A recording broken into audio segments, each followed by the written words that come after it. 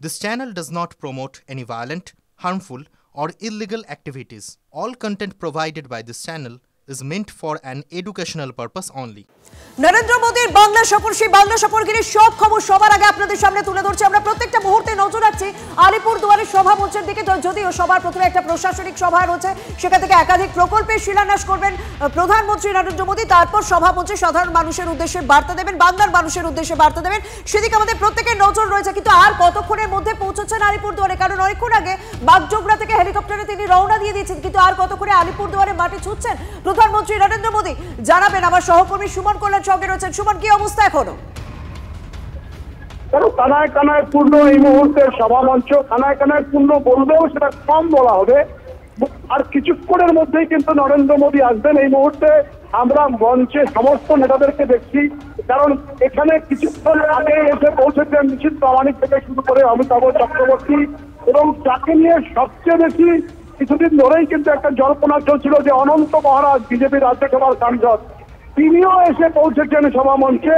সব মিলিয়ে আর কিছুক্ষণের অপেক্ষা, সম্ভবত কিছুক্ষণের মধ্যে হয়তো এখানে এসে পৌঁছবে নরেন্দ্র মোদী। তারপরেই কিন্তু দুটো অনুষ্ঠান, একটা সরকারি অনুষ্ঠান, একটা বিহার এবং আলিপুরদুয়ার, এই দু জায়গায় গ্যাসের কানেকশন, আন্ডারগ্রাউন্ড গ্যাসের কানেকশন তারা এই প্রজেক্ট কিন্তু সূচনা হবে। পাশাপাশি আরো বেশ কিছু কর্মসূচি রয়েছে সরকারি ভাবে, কিন্তু তার পাশাপাশি পাবলিক অ্যাড্রেস যেখান থেকে হবে, অর্থাৎ প্যারেড গ্রাউন্ডের মাঠ, সেখানে মোদীর সভাকে ঘিরে কিন্তু উন্মাদনা চোখে পড়ার মতো।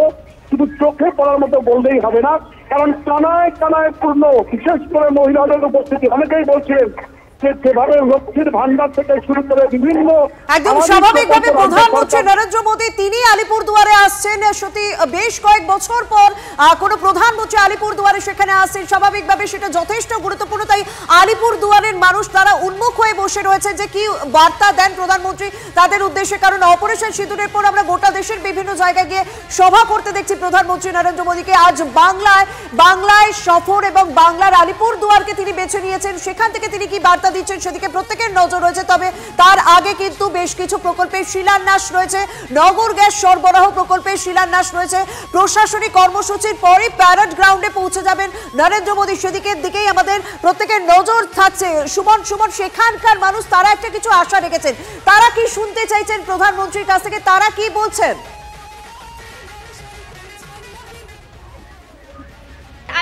আমি ফার্স্ট টাইম এটা যে মোদিজিকে সরাসরি দেখতে পারবো। আমি খুব চাই যে এবার যেন মোদিজি আসুক, বিজেপি আসুক, আর আমাদের যে এখানকার কন্ডিশন, চাকরির কন্ডিশন, ওটার জন্য মোদিজি কিছু করুক। আর আমার পুরো ভরসা আছে যে মোদিজি কিছু করবেন। আর অপারেশন সিন্দুর জন্য তো সবাইকে, পুরো দেশবাসীকে কংগ্রাচুলেশনস, আর পুরো ইন্ডিয়ান আর্মিকে আমার স্যালিউট। আমাদের প্রধানমন্ত্রী যিনি আতঙ্কবাদকে ভয় না পেয়ে, পরমাণুকে ভয় না পেয়ে, পাকিস্তানে যে আতঙ্কবাদী লুকিয়ে আছে তাদের ডেরা যে ভাঙতে পেরেছে, এর জন্য স্বাগত জানাতে এসেছি, দোয়া করতে এসেছি আমরা।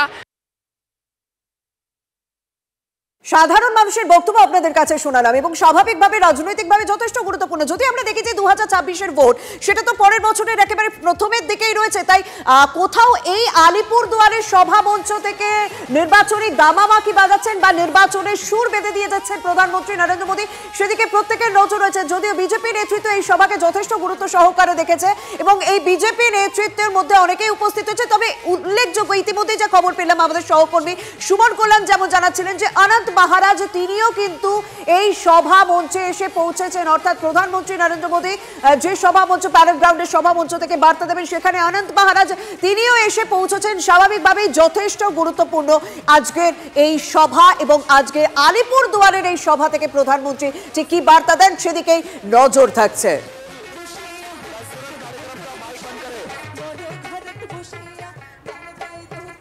कल्चरल स्टेज का माइक बंद करिए, पीछे कार्यक्रम चल रहा है। कंसोल से आग्रह है, कंसोल তবে একটা দিক বিশেষভাবে কিন্তু উল্লেখযোগ্য, কারণ প্রধানমন্ত্রী নরেন্দ্র মোদী অপারেশন সিঁদুরের পর প্রথম কোন পূর্ব ভারত সফর, আমরা জানি বাজেটেও পূর্ব ভারতের দিকে বিশেষ নজর দেওয়া হয়েছিল, কিন্তু তার পাশাপাশি যদি নির্বাচনী সফর, যদি পশ্চিমবঙ্গের 2026 বিধানসভা নির্বাচনী সফরের শুরু বলা যেতে পারে, তাহলে অনেকেই কিন্তু রাজনৈতিক মহলের তরফ থেকে প্রধানমন্ত্রী নরেন্দ্র মোদীর এই আলিপুরদুয়ারের সফরটাকে যথেষ্ট গুরুত্ব সহকারে দেখা হচ্ছে, কারণ অপারেশন সিঁদুরের পর প্রথম ভারতের পূর্ব অংশে তিনি সফর করছেন এবং পূর্ব অংশ থেকে রাজনৈতিক বার্তা দিচ্ছেন, এবং পশ্চিমবঙ্গের নির্বাচনের আগে প্রথম প্রধানমন্ত্রীর সফর এটা বলা যেতেই পারে।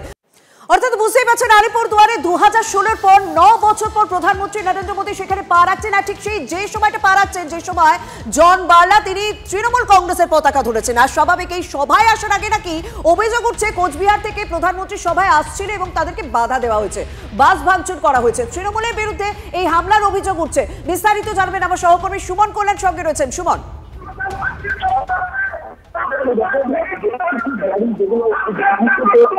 তোমার বক্তব্য স্পষ্ট আমি শুনতে পাচ্ছি না। সুমন, একটু যদি একটু যদি জায়গাটা পরিবর্তন করা যায়।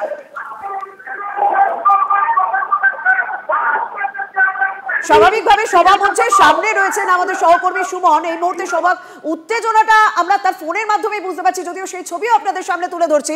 তবে আপনাদেরকে আরো একবার জানিয়ে রাখি, কোচবিহার থেকে আসছিলেন তারা, তাদেরকে বাধা দেওয়া হয় এবং তৃণমূল কংগ্রেস বাস ভাঙচুর করে বলে অভিযোগ। যদিও এখনো পর্যন্ত তৃণমূলের কোনো প্রতিক্রিয়া পাওয়া যায়নি এই তাদেরকে বাধা দেওয়া প্রসঙ্গে, পুলিশের বিরুদ্ধেও একাধিক জায়গায় বাধা দেওয়ার অভিযোগ উঠেছে।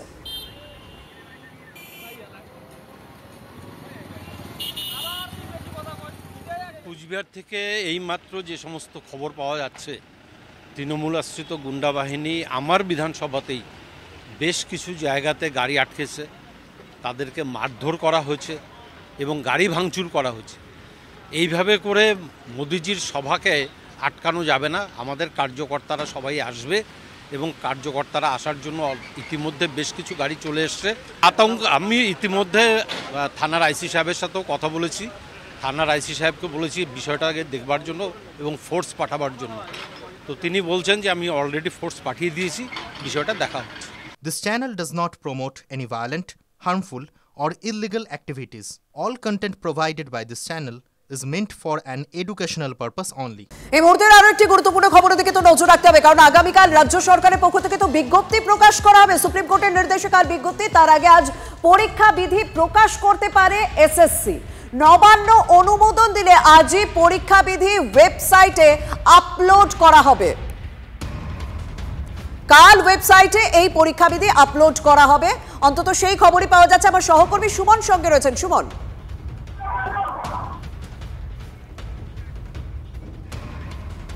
কথা বলবো আমাদের সহকর্মীর সঙ্গে। তবে আমরা শুনেছিলাম মুখ্যমন্ত্রী মমতা বন্দ্যোপাধ্যায় তিনি বলেছিলেন যে সুপ্রিম কোর্টের নির্দেশ মানতেই হবে, তাই 30 তারিখে বিজ্ঞপ্তি প্রকাশ করা হবে এবং যা আপডেট পাওয়া যাচ্ছে যে কালই হয়তো ওয়েবসাইটে এই বিজ্ঞপ্তি আপলোড করে দেওয়া হবে যদি নবান্নের অনুমতি পাওয়া যায়।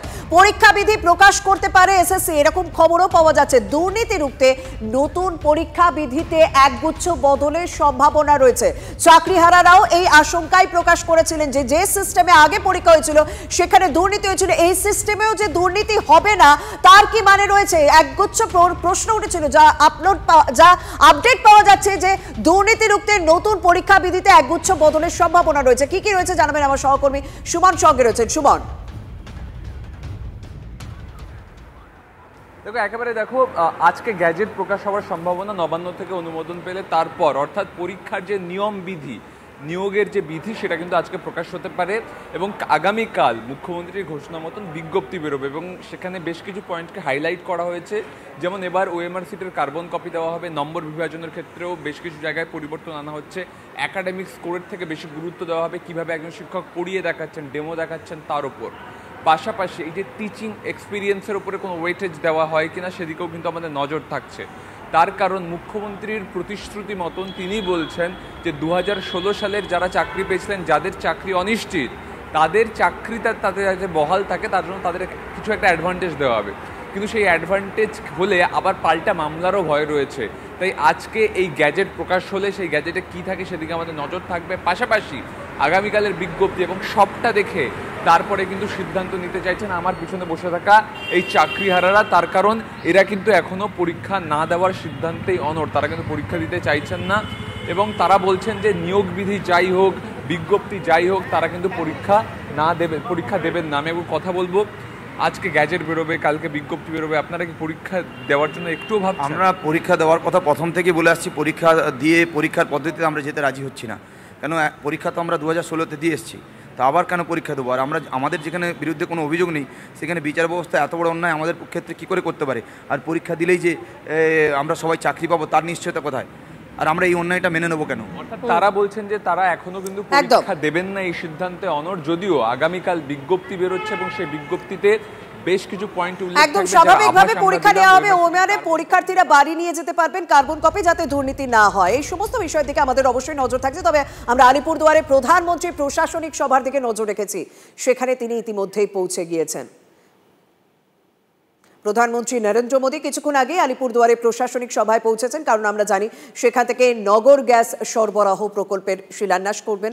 একাধিক প্রকল্পের শিলান্যাস করার কথা রয়েছে আলিপুরদুয়ারের এই প্রশাসনিক সভা থেকে, এবং সেই প্রশাসনিক সভার ছবি আপনারা দেখতে পাচ্ছেন। কিছুক্ষণ আগে প্রধানমন্ত্রী নরেন্দ্র মোদী সেখানে পৌঁছন।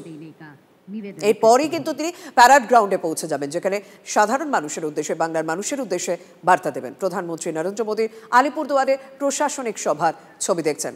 একদিকে শুভেন্দু অধিকারী রয়েছেন, একদিকে সুকান্ত মজুমদার রয়েছেন এই সভায়। मैं सबसे पहले हमारे देश के यशस्वी प्रधानमंत्री এদিকে আজ প্রধানমন্ত্রীর সঙ্গে চাকরিহারারা দেখা করতে চেয়েছিলেন। এই যে মনোজ টিগ্গার বক্তব্য শুনছেন, মনোজ টিগ্গার সঙ্গে তারা আবেদন করেছিলেন, কিন্তু প্রধানমন্ত্রীর সঙ্গে দেখা হচ্ছে না চাকরিহারাদের। নরেন্দ্র মোদীর সঙ্গে দেখা করার আবেদন করা হলেও তাদের কোনো রকম সুযোগ দেয়নি পুলিশ প্রশাসন, দাবি করছেন চাকরিহারা আন্দোলনকারীরা। আলিপুরদুয়ারের আহ্বায়ক মৌমিতা পাল তিনি এই কথা বলছেন, হতাশ হয়েছেন যোগ্য চাকরিহারারা। डॉक्टर सुकांत मजुमदार जी हमारे बीच उपस्थित, पश्चिम बंगाल विधानसभा के विरोधी दल के नेता सम्मानीय शुभेंदु अधिकारी जी, सर्वोपरि आप जो बीपीसीएल के जितने भी अधिकारीगण और यहाँ पर बैठे सभी अतिथियों को मैं अपनी तरफ से बहुत बहुत धन्यवाद देना चाहता हूँ।